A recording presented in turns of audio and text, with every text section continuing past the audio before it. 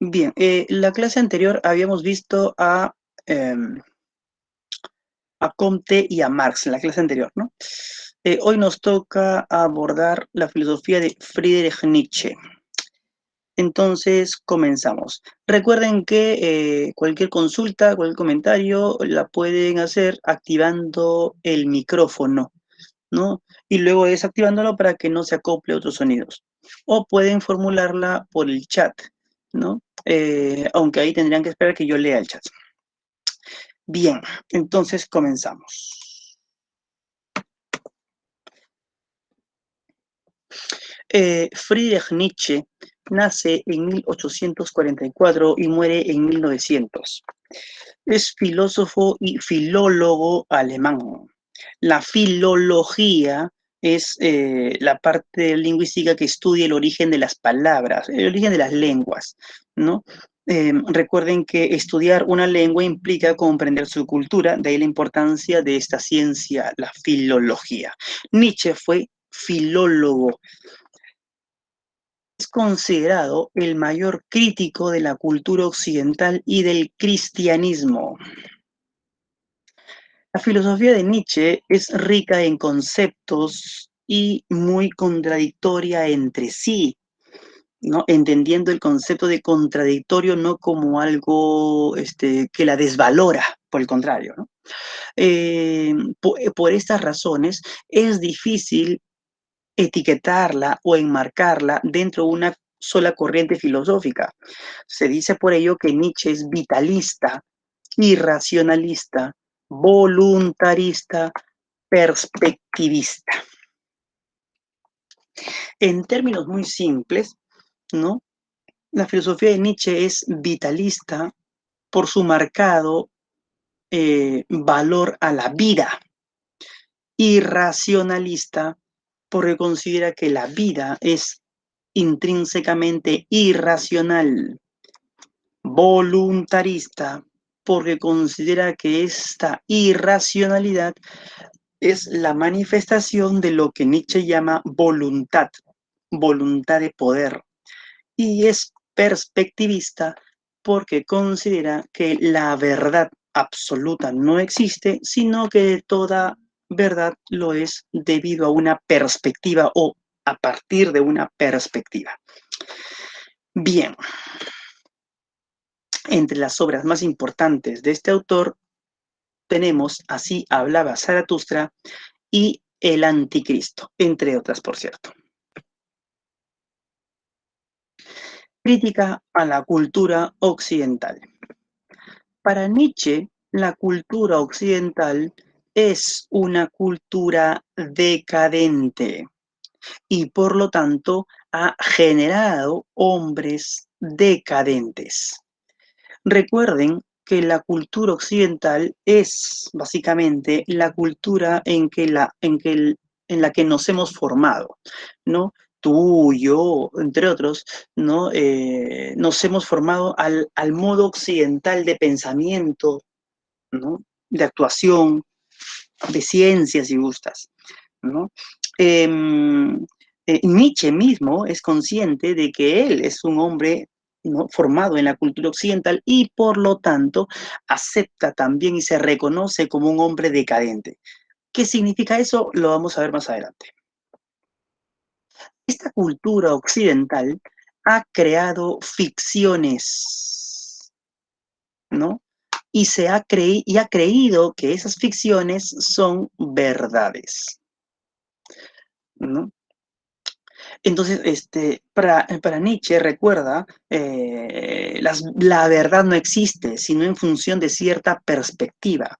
La verdad última es una ilusión. En verdades de Nietzsche, en términos de Nietzsche, perdón, es una ficción, ¿no? La propia idea de la verdad ya es una ficción. No existe la verdad última, ¿no? No existe la objetividad o el conocimiento objetivo.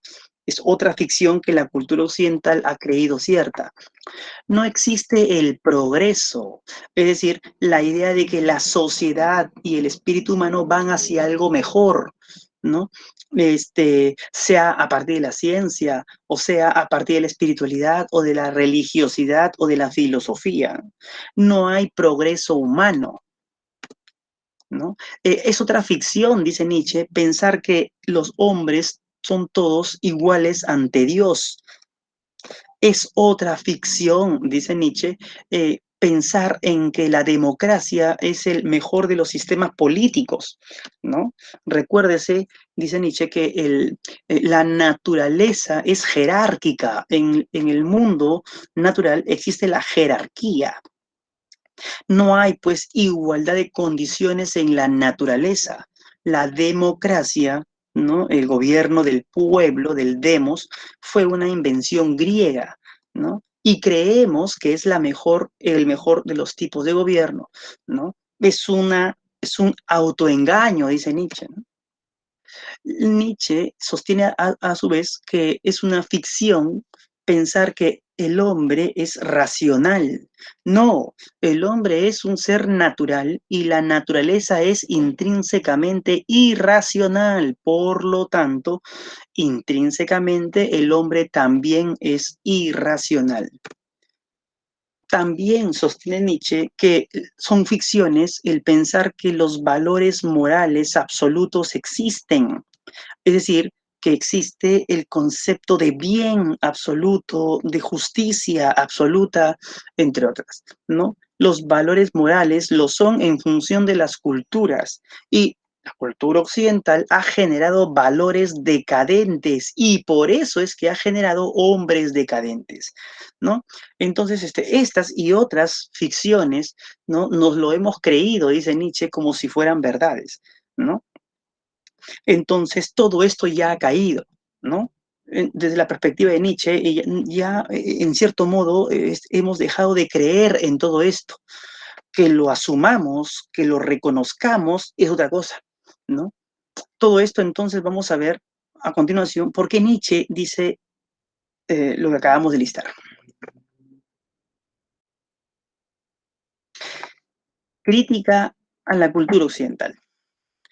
Eh, antes de, antes de ver la crítica ya a la cultura occidental, que implica ya introducirnos a la propia filosofía nietzscheana, eh, ¿alguna pregunta, algún comentario? ¿Todo claro hasta ahora? ¿Todo bien?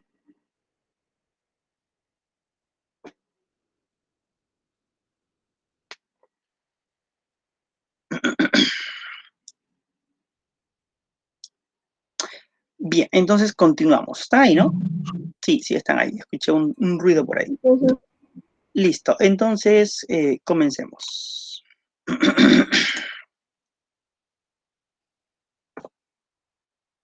Como les había indicado, el pensamiento de Nietzsche se erige como una crítica radical a la cultura de Occidente. Esta crítica a la cultura occidental parte de una crítica a la filosofía de Sócrates. Si bien Sócrates es tenido históricamente como uno de los grandes filósofos de la historia, Nietzsche lo azota intelectualmente, ¿no? Porque considera que debido a Sócrates, ¿no? Empezó la decadencia de esto que llamamos cultura occidental. ¿Cómo así? Nietzsche fue un erudito de la cultura griega, ¿no? Y cuando pensamos en la cultura griega, estamos pensando en esa cultura de la tradición griega, en esa cultura antes del advenimiento de la filosofía, en esa cultura de los siglos 8, 9, 10, 11 antes de Cristo, cuando los pueblos griegos todavía se mueven en función y organizan sus funciones en relación a la religiosidad, a su tradición. ¿Okay?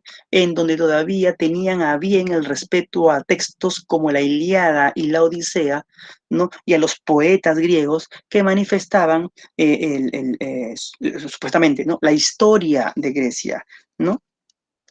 A esta cultura griega es la que valora Nietzsche, a esa cultura griega que era politeísta justamente por su exacerbada religiosidad, ¿no? Y en este politeísmo de muchos dioses, la cultura griega tenía a bien valorar a dos dioses importantes, el dios Apolo y el dios Dionisio, ¿no? La cultura griega, en esa vastedad de dioses, ¿no? Adoraba sobre todo, ¿no? De modo importante al dios Apolo, que representaba la razón, la mesura, el orden, el silencio, el método, ¿no? La coherencia, pero también adoraba a Dionisio, el dios de la embriaguez, el dios de la desmesura, el que representaba lo irracional, ¿no? El instinto, la pasión, las emociones. Dionisio es el dios que representa entonces a la naturaleza, porque la naturaleza es en sí misma irracional. Lo que acaece en la naturaleza no responde a alguna racionalidad, ¿no? Los griegos, la tradición griega, ¿no? Considera que la naturaleza simplemente es, no le pidas razones, ¿ok? Si hay un trueno que genera un incendio, no le pidas razones, porque la naturaleza simplemente es. Si hay un león que mata a una gacela, no pidas razones. La naturaleza simplemente es. Así es. Y Dionisio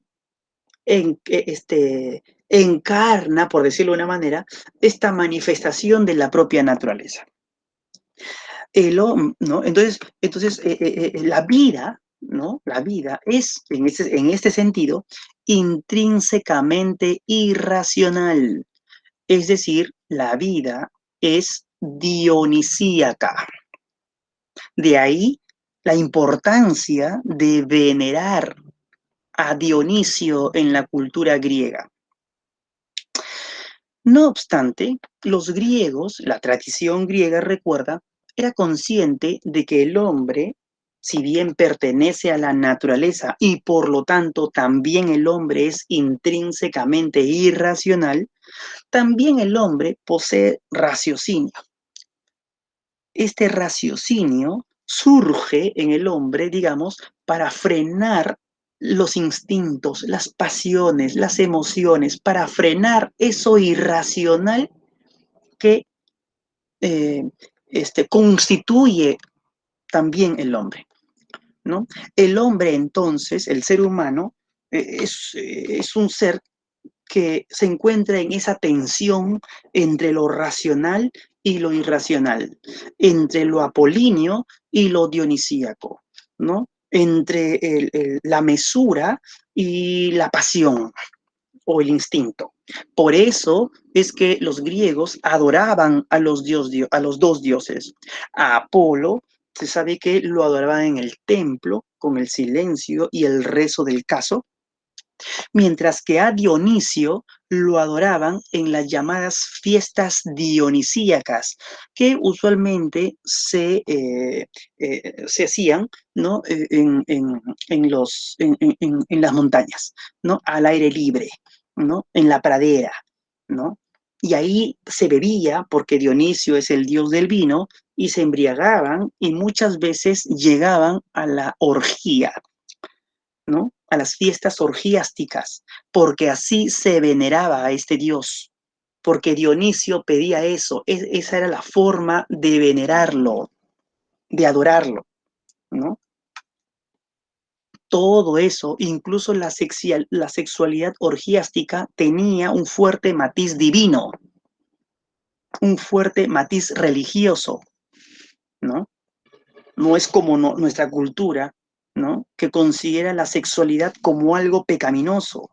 Esa es enseñanza cristiana. Para los griegos, incluso la sexualidad orgiástica era una manifestación de religiosidad.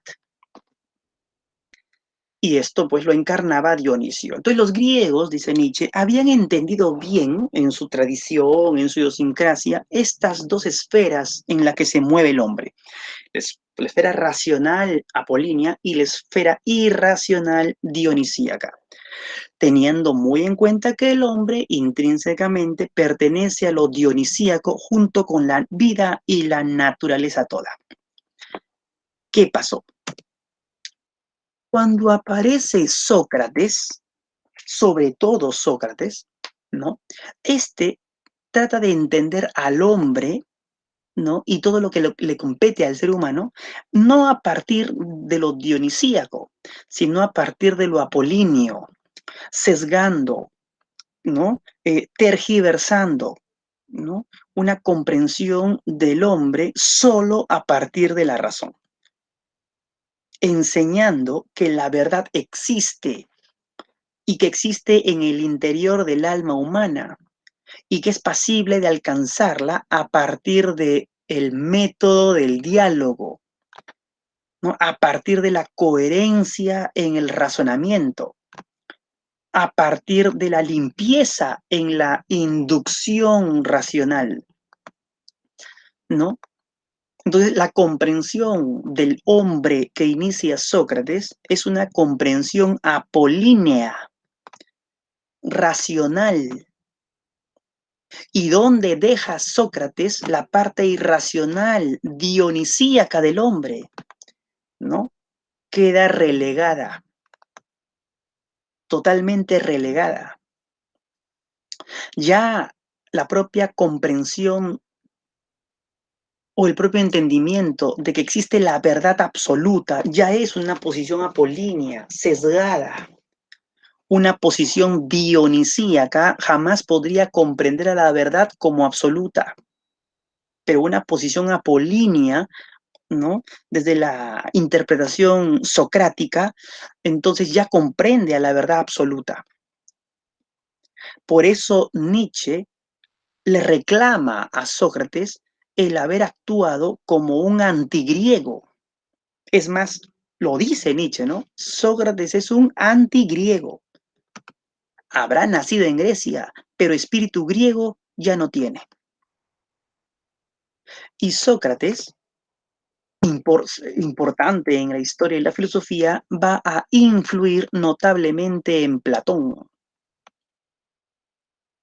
Platón será el pensador que va a llevar el pensamiento socrático a cotas aún mucho más radicales, sosteniendo junto con su maestro de que efectivamente la verdad existe, pero no existe en el alma humana, sino que existe en un mundo de ideas. Porque la verdadera realidad es ese mundo de ideas, ese mundo eterno, ese mundo de lo absoluto. Y este mundo de ideas, ¿cómo es posible de alcanzar? A través de la razón. O sea, es una posición apolínea.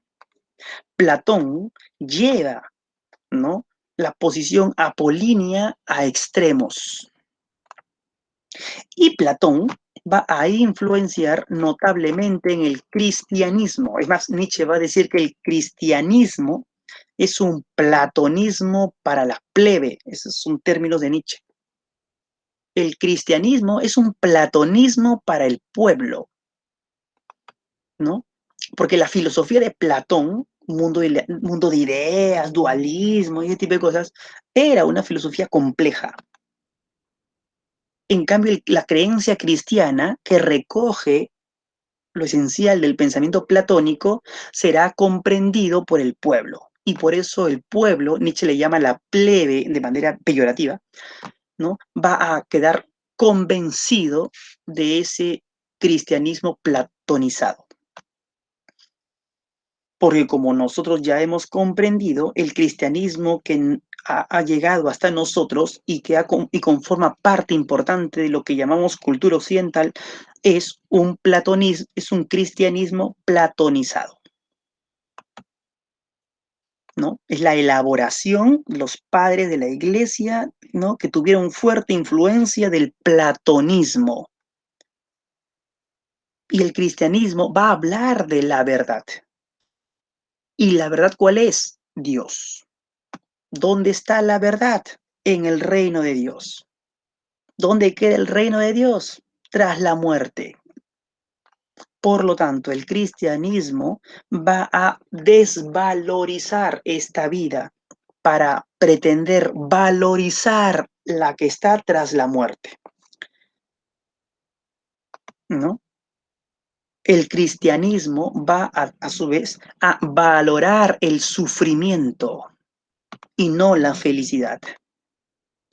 Va a valorar la oscuridad y no la luz. Muestra de ello es que las antiguas iglesias, si ustedes han tenido ocasión de conocer, las antiguas iglesias cristianas eran iglesias un tanto oscuras, ¿no? Se pretendía eso. Ahora cambió bastante, ¿no? Pero por razones que también podría explicarse a partir de lo que vamos a ver con Nietzsche. Las canciones eran cantos gregorianos, ¿no? Un tanto tétricos. Ahora las canciones de las iglesias son más alegres, ¿no? Con batería, guitarra eléctrica, pero no, antes las canciones eran cantos gregorianos y sobre todo en latín, y la misa era en latín, y la gente que no sabía latín simplemente no entendía nada, porque así era. Ahora ya pues se ha secularizado mucho, ¿no? Y las misas son los idiomas de los pueblos, ¿no? Pero antes no era así. Antes en absoluto era así, ¿no? Y Nietzsche está criticando ese cristianismo, ¿no? Ese cristianismo, sobre todo, porque el cristianismo en su época, pues, ¿no? El cristianismo en su época era así, ¿no? Y el cristianismo, ¿no? Influenció en toda la cultura occidental. De ahí se entiende que Nietzsche diga que la cultura occidental es el producto de un error, del error de Sócrates, quien quiso ir contra la corriente respecto de la cultura griega, que a decir de Nietzsche fue una cultura noble, de valía, pero que cuando aparece Sócrates esto empieza a torcerse, a tergiversarse.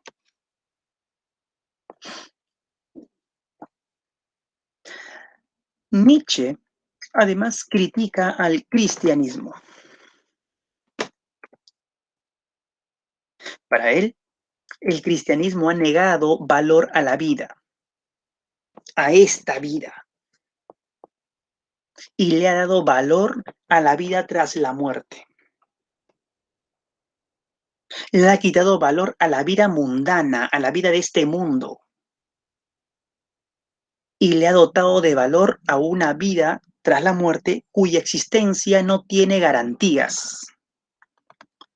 Porque recuerda que Nietzsche es un autor ateo, no te olvides. Y la vida que garantiza su existencia es esta, no la que habría supuestamente tras la muerte. Eso no tiene garantías. Tiene que ver con las creencias, pero no con un hecho fáctico. Para Nietzsche, el cristianismo ha invertido los valores y por lo tanto ha generado hombres enfermos, hombres decadentes. Estoy citando a Nietzsche, él habla en esos términos, hombres enfermos, hombres decadentes. El cristianismo para Nietzsche ha degradado a la humanidad,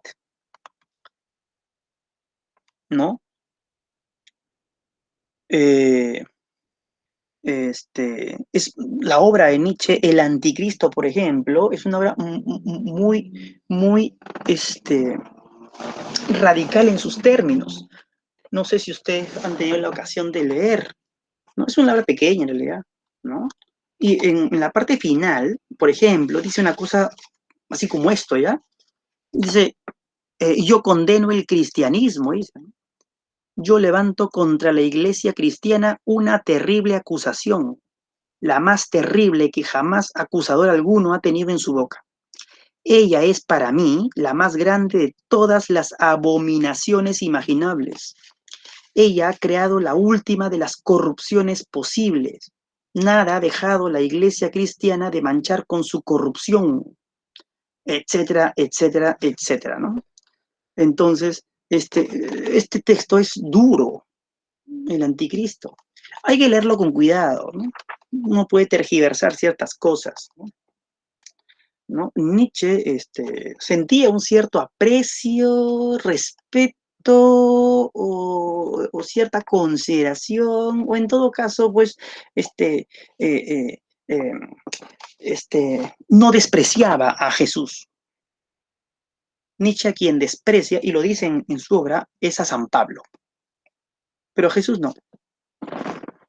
Por el contrario, ¿no? Habla como de, es un jovencito, ¿no? Que a los 30 años pretendió mostrar una verdad, a los 30, ¿no? Jovencito, ¿no? Los grandes sabios de la antigüedad pues eran más viejos, ¿no? ¿No? Pero bueno, ¿no? Y por eso murió en la cruz, porque su delito fue un delito político, por enfrentarse a Roma, ¿no? Y dicen algo así como que nos han hecho creer que murió por nuestros pecados, ¿no? No, murió porque se enfrentó al imperio, a la política romana, ¿no? ¿No? Su pecado fue un pecado político.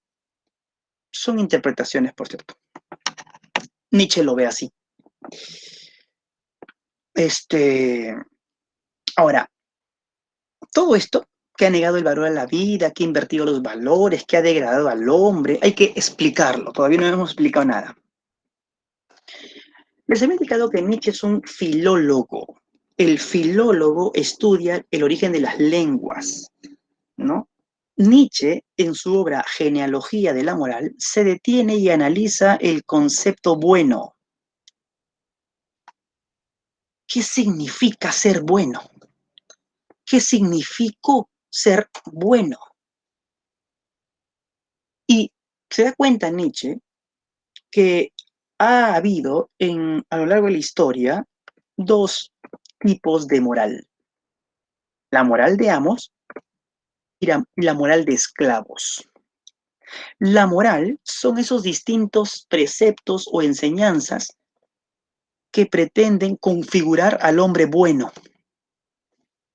Entonces, en una cultura como la griega, por ejemplo, de la cual Nietzsche era erudito, ya hemos dicho, ¿no? Y también otra cultura de la antigüedad, lo que se enseñaba a decir de Nietzsche era moral de amos, moral de señores, moral de aristócratas. Piénsese, por ejemplo, en textos como la Ilíada, que yo creo que ustedes conocen. Ahí se manifiestan las actividades, ¿no? Las peripecias, ¿no? De ciertos personajes que son reyes o grandes guerreros. Agamenón, Príamo, Aquiles, ¿no? Ulises, entre otros.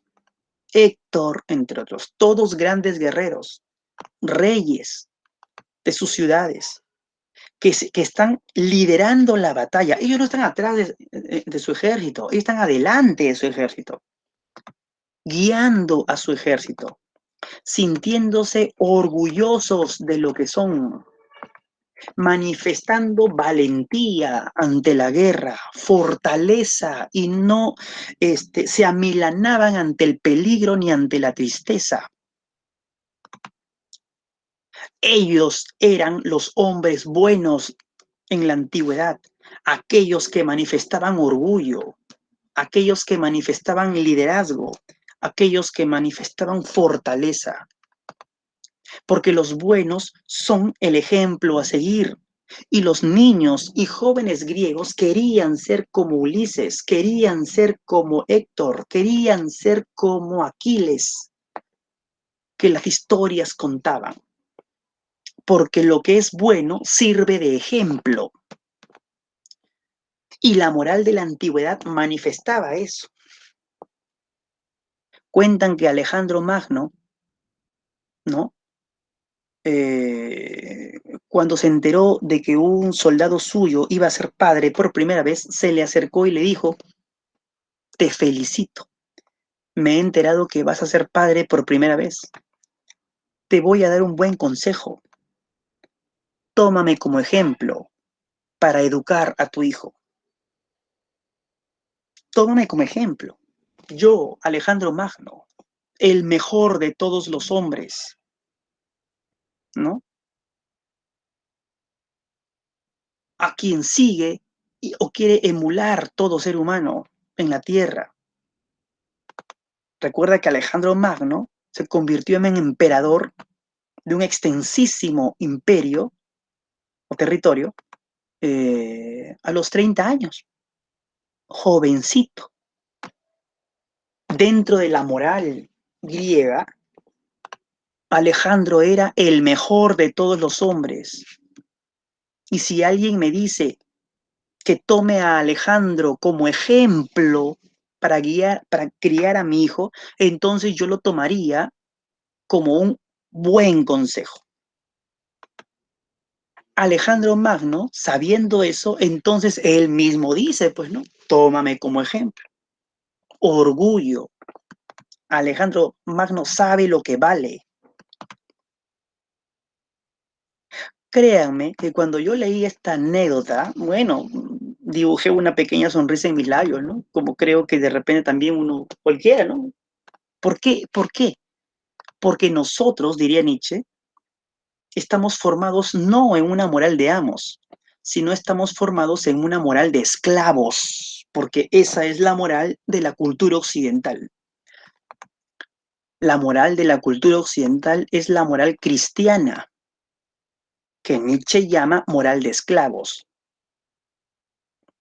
Porque el cristianismo, dice Nietzsche, ha invertido los valores. Para una moral cristiana, no está bien tener orgullo. Para una moral cristiana, lo que está bien es manifestar humildad. Ser humildes. Alejandro Magno jamás sería una persona humilde, pues. No está en su idiosincrasia sentirse humilde. En cambio, en nuestra idiosincrasia cultural sí lo está. Por eso es que cuando yo, ¿no? Me tomo como ejemplo. Leí la anécdota de Alejandro Magno, bueno, pues no, me causó gracia, ¿no? Porque en el fondo lo que yo estaba pensando era, bueno, nada humilde era este hombre, ¿no? Y por supuesto, una cultura occidental como la nuestra, que no valora el orgullo, ¿no? Y por el contrario, sí valora la humildad, ¿no? Le causa sorpresa a esto que Alejandro dijo, ¿no? ¿No? Porque la Biblia incluso enseña, ¿no? Los últimos serán los primeros, ¿no? Considérate el último en esta vida, ¿no? O sea, despréciate en esta vida, porque serás el primero en la vida tras la muerte, ¿no? Por eso Nietzsche decía, pues, ¿no? El cristianismo lo que ha enseñado es el desprecio a la vida, ¿no? Perdón, ¿no? El cristianismo lo que ha enseñado, a su vez, es la obediencia, no el liderazgo. Ha enseñado a seguir las enseñanzas de los mandamientos, las enseñanzas del sacerdote, las enseñanzas de la Biblia, sin refutar. A la Biblia no me la puedes cuestionar. Las enseñanzas de la iglesia son incuestionables. Obedece tan solo porque es la palabra de Dios. Eso nos ha enseñado el cristianismo, dice Nietzsche, ¿no? A ser borregos, a ser corderos. Es más, Nietzsche usa estos términos, ¿no? Estoy usando términos que Nietzsche usa, por si acaso, ¿no? No crean que es eh, este, algo que yo estoy diciendo por cuenta propia, ¿no? Nietzsche usa estos términos, son los corderos, ¿no? Y Nietzsche también usa esos términos haciendo referencia a la enseñanza bíblica, porque la Biblia pues habla del Cordero de Dios, ¿no? Que todos los cristianos son como corderos. Eso es lo que dice Nietzsche, ¿no? Burlándose en cierto modo, ironizando con el propio término que usa el cristianismo. Porque no enseña a ser líder, no enseña a ser el primero, no enseña el liderazgo, enseña la obediencia, o enseña a ser el segundo, el tercero. Y el cristianismo, a decir de Nietzsche, también enseña la debilidad. la misma que se traduce en el sentimiento de compasión. ¿Qué es la compasión sino el sufrimiento que siento por el sufrimiento que otro padece? Pero si nos ponemos a pensar, dice Nietzsche, en el fondo nosotros no tenemos el deber de sufrir por el sufrimiento del otro. Sí ayudarlo, pero no sufrir por él. Porque en el mundo hay sufrimientos y no podemos debilitarnos cada vez que haya sufrimientos. Tenemos que tener un espíritu fuerte que no sea milane ante las desavenencias de la propia vida, porque en la vida hay sufrimiento, pues la vida es así. Compadecerse significa rechazar también la vida. Compadecerse significa, ¿no? No querer a la vida, no querer que la vida sea así. Y Nietzsche más bien insta a querer a la vida, aún con sus sufrimientos, porque es esta la única vida. No hay otra, al menos no con garantías. Entonces, Nietzsche lo que muestra es que el cristianismo ha invertido el concepto de lo que es el bueno. Ahora, el bueno para el cristianismo es el hombre que tiene humildad, es el hombre que obedece, es el hombre que compadece. Ese es el bueno. En cambio, para la antigüedad, el bueno, el hombre que manifestaba orgullo, el hombre que manifestaba liderazgo, es el hombre que manifestaba fortaleza.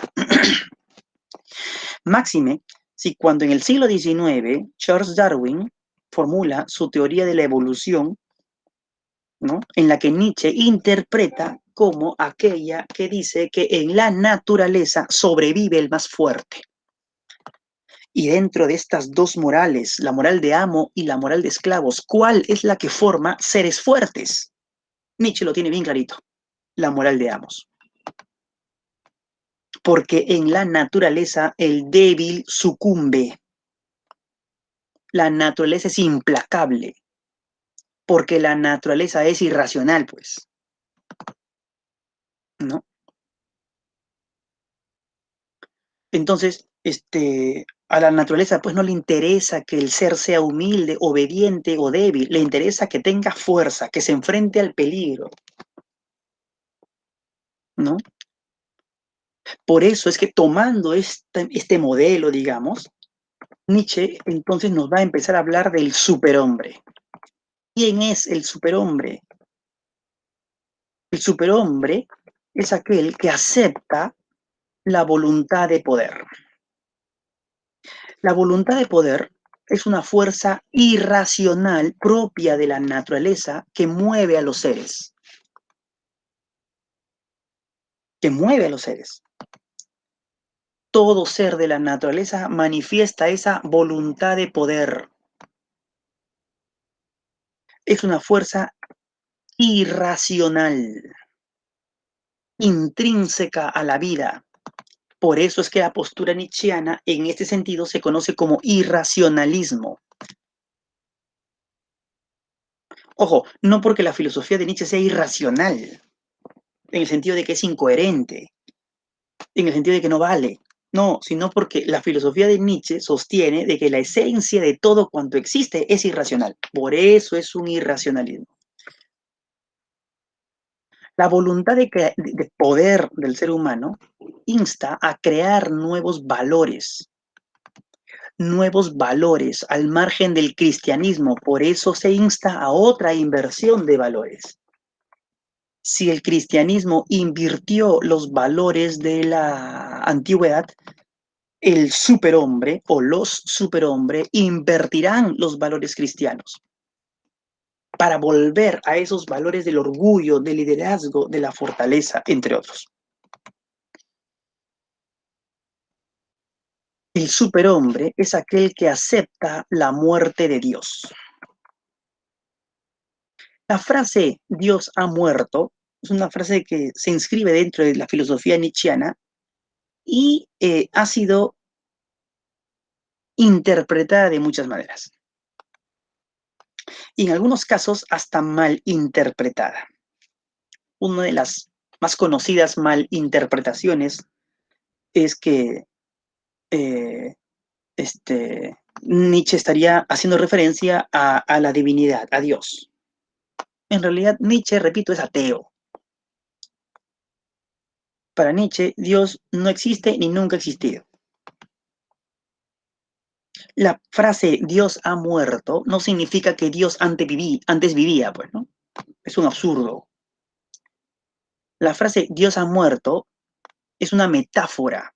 Nietzsche hablaba mucho de metáforas. Es más, la obra, así hablaba Zaratustra, es una obra llena de metáforas. Y la frase Dios ha muerto, ¿no? Es una metáfora que hace referencia al concepto Dios como aquello que ha sido creído como verdadero, como eterno, como único, como absoluto, como inmutable. Hace Dios ha muerto significa entonces que lo que se creyó eterno ya no lo es más, que lo que se creyó como verdadero ya no lo es más, que lo que se creyó como único, como absoluto, ya no lo es más, ¿no? Entonces, si la iglesia cristiana, por ejemplo, consideró, se consideró como la única, si la iglesia católica incluso, ¿no? Se consideró como la única verdadera, pues hoy entendemos, mira, entendemos rápidamente que no es la única, que no hay una única, que hay muchas. Eso es la manifestación de un Dios ha muerto. Si se pensó que la legitimación de los monarcas era en virtud de la divinidad, todo eso cayó con la Revolución Francesa, cuando caen las monarquías y surgen las repúblicas. Se pensó que también las monarquías eran eternas, ¿no? Estaban ahí, que eran la verdad, eran la realeza, porque ellos eran la gente real. Todo eso cayó. Ya no se piensa eso. Todo eso es un Dios ha muerto. Todo eso que se creyó como verdadero ya cayó. La idea de que existe una única moral que se circunscribe o se sintetiza en el decálogo de los 10 mandamientos, ¿no? También, ¿no? Ahora creo que es fácil entender que la moral es relativa a los pueblos. Si alguna vez has escuchado o de repente tú has dicho que no hay verdad absoluta, que todo es relativo, lo que dijiste o lo que escuchaste es la manifestación de lo que Nietzsche dice como Dios ha muerto. Ya no creemos en absolutos. Si ciertas filosofías se manifestaban como únicas, últimas, todo eso ha muerto. Tan es así que incluso el propio Nietzsche nos dice, que su filosofía no la vayan a tomar como una verdad absoluta. Porque en la obra Zaratustra, ¿no? Él mismo dice, ¿no? Cuidado que me pude haber equivocado, dice Nietzsche, ¿no? Así que cuidado que hagas ídolos de mí. De repente te he engañado, dice Nietzsche, ¿no? De repente me he equivocado en todo lo que te estoy diciendo. Porque los anteriores filósofos, como hemos estado viendo, critican a su predecesor y te muestra una verdad, ¿no? Critica a su predecesor y te muestra una filosofía.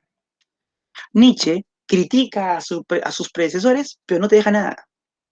Porque te muestra una filosofía, pero te dice, oye, pero de repente me equivoqué,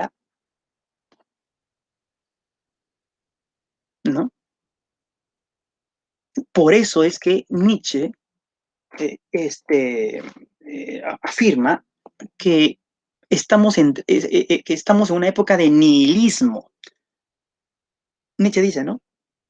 En su obra Voluntad de Poder, dice, el siglo XX y el siglo XXI, o sea, los dos próximos siglos, son siglos de nihilismo, de la palabra nihil, que significa nada. No hay verdades absolutas, ¿no?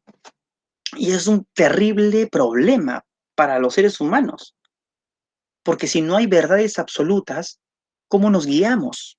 ¿Cuál es nuestra guía? ¿No?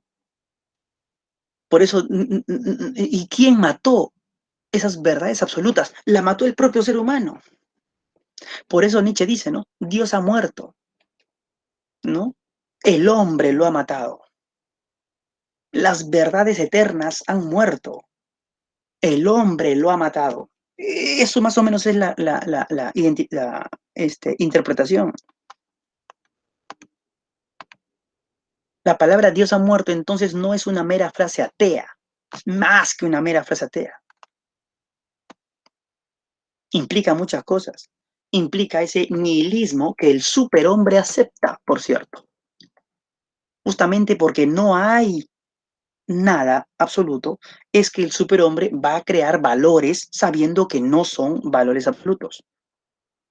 Y finalmente, el superhombre acepta que la vida es así, que en la vida hay sufrimiento, pero también hay momentos de alegría, que en la vida hay desasosiego, pero también hay momentos de tranquilidad, que la vida es ese devenir constante de momentos fructíferos y de padeceres.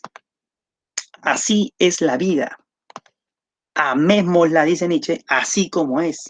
No me toques un solo dedo contra la vida, dice Nietzsche, ¿no? Así lo dice, ¿no? Déjalo como está, ¿no? La vida es como un eterno retorno. Las cosas siempre vuelven. Si en el pasado hubo guerras, en el futuro también las habrá. Nada nos garantiza que no las haya. Por eso es que la teoría del eterno retorno es una crítica a la idea de progreso. Vimos ayer cómo Marx, Comte y otros más, ¿no? En las semanas pasadas, valoraban, subrayaban el progreso humano a partir de la ciencia, a partir de la revolución, a partir de la religión, entendiendo por progreso que la vida humana y la sociedad será mejor a futuro, con el comunismo, con el estadio positivo, ¿no? Con el desenvolvimiento del espíritu absoluto, con el reino de Dios. Pero Nietzsche nos dice aquí, en realidad nada de eso fue verdad nunca, ¿no? No hay progreso, es un engaño pensar que la ciencia, que la razón, que la democracia, ¿no? Que la política van a generar una sociedad mejor y por ende a un ser humano mejor, porque el hombre pertenece a la naturaleza y la naturaleza, ya lo hemos dicho, es irracional, no le pidas razones. Es dionisíaca. Así que, ¿qué nos queda? Amar la vida tal y como es. No rechazarla. Porque el rechazar la vida es síntoma de debilidad moral de esclavos. Amar la vida, aceptarla, buscarla, quererla así como es. Porque eso es síntoma de ser de superhombre, ¿no? De moral de amos. Nietzsche nunca pretendió decirse superhombre. Él decía, yo soy un decadente, ¿no? Los superhombres son los hombres del futuro, dirá él, ¿no? Aquellos que superarán todo eso, volverán a esa moral de esclavos, aceptarán la muerte de Dios, que no se autoengañan, ¿no? Y que aceptan que Dios ha muerto. Más o menos esa es la idea, ¿no? O que la verdad ha muerto, ¿no? Más o menos esa es la idea en Nietzsche. Bien, entonces aquí nos detenemos, ¿no? Aquí nos detenemos. ¿Alguna pregunta? Algo que no se ha comprendido, ¿no? Bien, no hay preguntas en el chat, entonces aquí nos detenemos. La próxima semana vamos a ver nosotros la filosofía contemporánea. Dime. En el caso entonces de Nietzsche, por así decir, se podría decir que el superhombre para él sería un ateo, porque sería quien admitiría la muerte de Dios, o no sé, si él sería un ateo. Ya, hay mucha controversia, ¿no? Nietzsche en realidad también explicó poco qué vendría a ser un superhombre como tal, ¿no? Él hablaba de muchas metáforas, como te digo, y todo esto que hemos visto son también interpretaciones. Me imagino, ¿no? Y se ha dicho algunas veces, que no necesariamente tiene que ser un ateo el superhombre. Puede tener creencias, puede volver a las antiguas creencias, puede volver a las antiguas divinidades, ¿no? Si es que acepta que esas divinidades son su producto, digamos, ¿no? Como alguna religiosidad, ¿no? De la antigüedad incluso lo aceptaba, ¿no? O si gustas, unas divinidades no tan lejanas a la humanidad, ¿no? Por ejemplo, para tenerlo clarito, los griegos tenían sus divinidades, pero esas divinidades tenían virtudes y tenían defectos tan igual como los humanos, ¿no? Zeus amaba, pero también odiaba. Le sacaba la vuelta a su esposa, era un picaflor, ¿no? Que tenía hijos por todos lados. Era la esposa de Zeus, era una diosa celosa, vengativa, ¿no? Entonces, los dioses, los griegos veían a sus dioses, digamos, muy parecidos a los humanos, con ciertos poderes, obviamente, distintos, ¿no? Pero también había mucha afinidad, ¿no? En cambio, cuando se habla, un superhombre, ¿no? Para responder tu pregunta, un superhombre bien podría también ejercer la divinidad de esa manera, ¿no? Querer creer en dioses así, humanos o muy cercano a serlos, ¿no? Sabiendo que son producto incluso suyo, pero si quiere creer porque necesita creer, ¿no? Aceptar justamente eso y no crear dioses, dirá Nietzsche, lejanos al ser humano. El Dios cristiano, por ejemplo, es un Dios muy lejano, muy, muy lejano, tanto así que no tiene rostro, ¿no? Tanto así que ha creado el mundo y al hombre distinto a la propia naturaleza.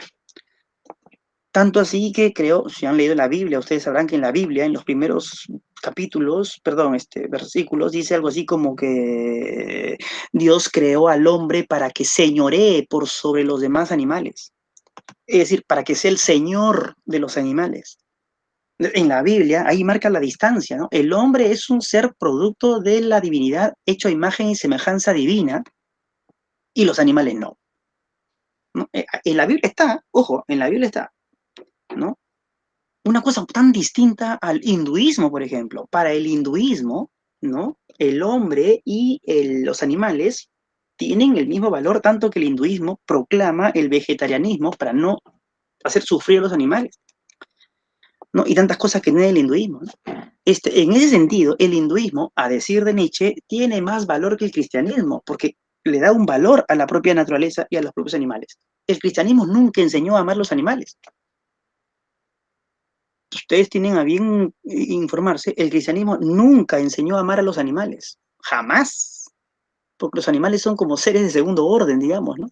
Que están ahí para servir al hombre, ¿no? Entonces, el superhombre puede crear una religiosidad si así lo obtiene a bien, porque el superhombre es creador, ¿no? Entonces, el superhombre en ese sentido no necesariamente tiene que ser un ateo, ¿no? No necesariamente. Si el superhombre quiere creer en dioses, por su propia voluntad, pues no tiene ningún problema, ¿no? Así es. Es una cuestión compleja. Ojo, lo que acabo de decir es pasible de interpretación. Así es, así es. Profesor, Dime. En el positivismo defendían la deducción como un método científico. La deducción, no. El positivismo en todo caso defendería la inducción, porque se basa en los hechos, ¿no? Y los hechos son lo que se observa. Y lo observable es lo particular. Y a partir de haber observado hechos particulares, se formula enunciados universales, las leyes científicas.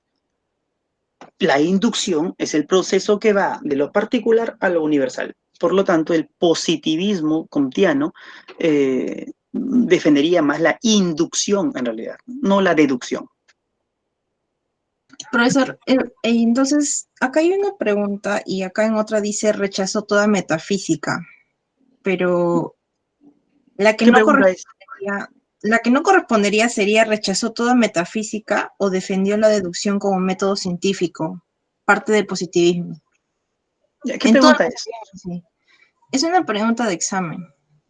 Ah, ya. A ver, ¿cuál es el enunciado de la pregunta? Dice, el positivismo fue una corriente filosófica que se desarrolló en el siglo XIX, cuyo fundador fue Augusto Comte. Indica el enunciado que no corresponda con esta corriente de pensamiento. O sea, se refiere al positivismo en sí, Claro, en todo. claro.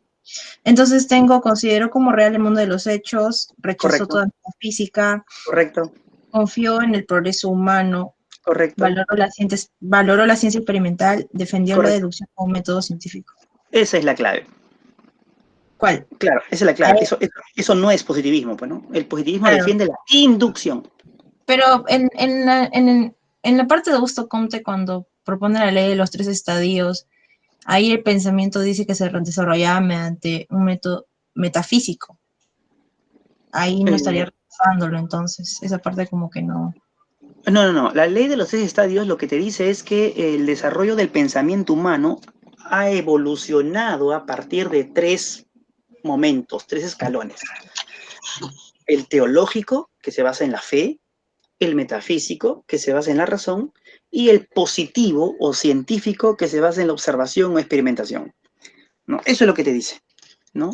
Obviamente, el logro del pensamiento humano es el estadio científico o positivo, ¿no? Los demás son peldaños que se han superado o que se han de superar. Eso es lo único que dice la ley de 3 estadios.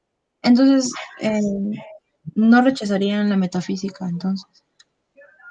No, se rechaza la metafísica como conocimiento, pero obviamente en el transcurso del pensamiento la metafísica está ahí, no se puede negar, ¿no? Hegel ha sido metafísico, no podemos negar que existió Hegel. Platón hacía metafísica, no podemos negar de que existió Platón.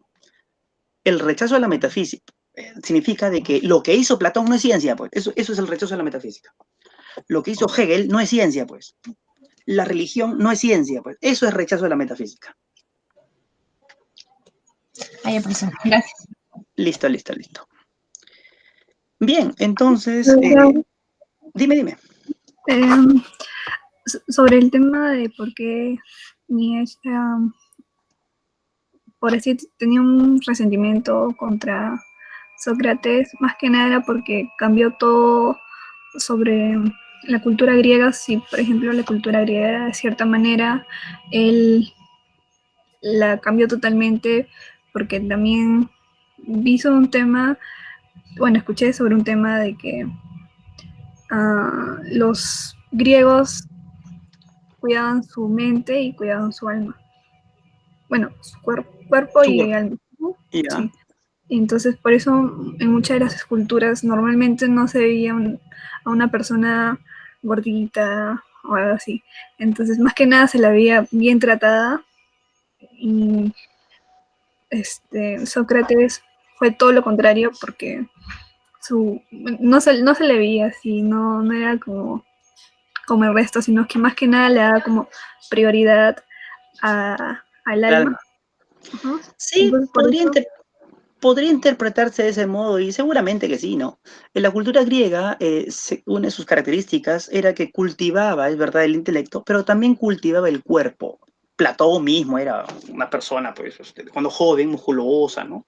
Atlética, ¿no? Y efectivamente, ¿no? En el arte griego, en la escultura griega, se representaba a las personas pues musculosas, ¿no? Estéticamente agradables en lo físico, ¿no?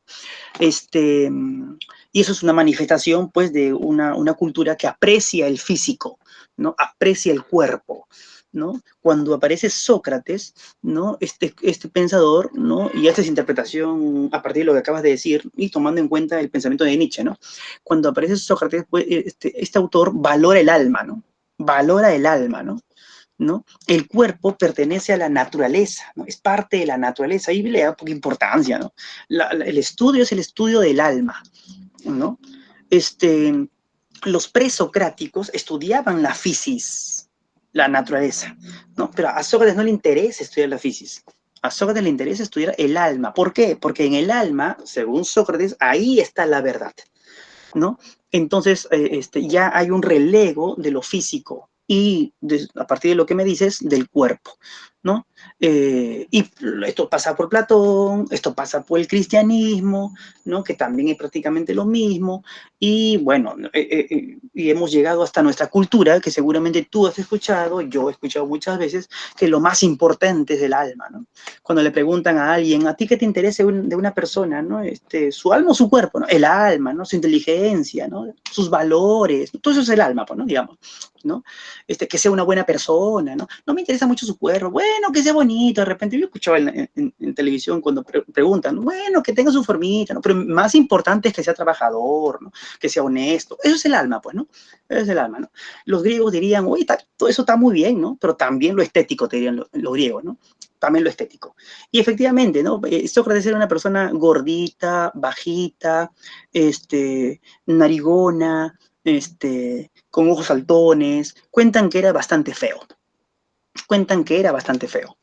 Y en una cultura que valoraba la estética física, pues era como mal visto también, ¿no? Esto puede parecer al día de hoy algo sorprendente, ¿no? Pero a Sócrates se le veía mal también porque era feo, ¿no? También porque era feo. Y cuentan los chismes que vienen, porque también los chismes nos dicen algo, que una de las acusaciones, ¿no? Que se le hizo a Sócrates, ¿no? Y por las cuales fue condenado a muerte, fue una acusación menor, pero acusación finalmente, era justamente porque era feo, ¿no? Hombre feo, alma fea, ¿no? Un hombre feo no puede ser una buena persona, pues, ¿no? Y esto apareció, digamos, tuvo una influencia muy fuerte, incluso hasta el siglo XIX, ¿no? Había una disciplina, hoy pseudociencia, pero una disciplina que tuvo una cierta influencia que es la fisiognomía, o la fisiognomía, si mal no me equivoco, fisiognomía, pueden buscar en internet, si mal no me equivoco, voy a buscar también aquí, ¿eh? Cuando no se sabe algo, nos vamos a San Google, ustedes saben, ¿no? Fisiognomía, ¿no? Fisiognomía. Ahí está, ¿ya ves? Es fisiognomía. Es la ciencia, ¿no? Que estudia, o que pretende decirnos cómo es el ser humano a partir de su aspecto físico. A partir de su aspecto físico. Te leo aquí lo que dice, la fisiognómica o fisiognomía, ¿no? Es una pseudociencia, antes considerada ciencia, basada en la idea de que por el estudio de la apariencia externa de una persona, sobre todo su cara, puede conocerse el carácter o personalidad de esta. O sea, si es feo, ha de ser una mala persona. Si es bonito, ha de ser una buena persona. Eso es la fisiognomía y fue una disciplina que tuvo mucha importancia hasta el siglo XIX incluso, ¿no? Pero ya eso ha venido a menos, ¿no? Bueno, Entonces, es que si Sócrates era bonito. Sí, está bien. Entonces, como que juzgaban mucho a la persona por cómo lucían y podrían, por así decir, que por su rostro podrían ver a través del alma cómo era él, más o menos. Podría decirse, ¿no? No podríamos decir que los griegos juzgaban mucho por la apariencia, pero podríamos decir que tomaban algo en cuenta. Tampoco los griegos pues eran tan tontos, ¿no? Pero digamos que si una persona es fea, pues digamos que tenían un poquito de cuidado de repente, ¿no? Ahora, tampoco hay que absolutizar todo eso, ¿no? Recuerda que Sócrates tuvo muchos discípulos, ¿no? Tuvo discípulos que seguían, jóvenes que lo seguían, y le importaban un bledo a los discípulos si Sócrates era feo o no. Él se dan cuenta que aprendían cosas buenas de Sócrates, ¿no? Entonces, los griegos no hay que reducir, ¿no? Esta tendencia de valorar la belleza a sostener, pues, de que los griegos, pues, desconfiaban siempre del feo. No te estoy diciendo eso. Pero digamos que había ese matiz cultural, ¿no? Había ese matiz cultural, ¿no? Es algo así como lo que podríamos pasar ahora, ¿no? Todo el mundo dice, pues no hay que ser racista, no hay que ser racista, pero si tú no se pone a pensar en nuestras actitudes, y me incluyo, alguna vez, sin querer, de repente, no sé, hemos tenido alguna actitud racista. Desde el momento en que le decimos negrito a un amigo, ¿no? Podría interpretarse como una actitud racista. aunque no hayamos querido decirle e insultarlo, pero podría interpretarse como una actitud racista, ya que el color negro implica pues lo tenebroso, ¿no? Lo que uno quiere rehuir. El negro implica que no hay luz, ¿no? Y la luz representa la razón, y podemos hacer una interpretación al respecto, ¿no? Entonces, y uno puede decir, pero yo no soy racista, ¿no? Pero de repente la cultura en la que nos hemos formado, y ojo, una sola persona pues no puede enfrentarse a toda una cultura, ¿no? Se nos escapa de repente sin querer eso, me incluyo, es una autocrítica, ¿no? Una autocrítica, ¿no? Entonces, lo mismo, y nadie puede decir porque la cultura, nuestra cultura, pues es extremadamente racista y tú eres racista. No, no, no, no. Los griegos, exactamente con los griegos, ¿no? Tenían esa idiosincrasia respecto a la fealdad, pero eso no significa pues que haya sido tomada muy en cuenta, ¿no? ¿No? Los enemigos de Sócrates, justamente porque eran sus enemigos, entonces ellos sí remarcaron eso. Además es feo, ¿no? Corrompe a la juventud, enseña nuevos dioses, enseña nuevas cosas, ¿no? Y además es feo. O sea, los enemigos de Sócrates sí recalcan eso. Pero los que no eran enemigos de Sócrates no hacían caso de eso. Así es.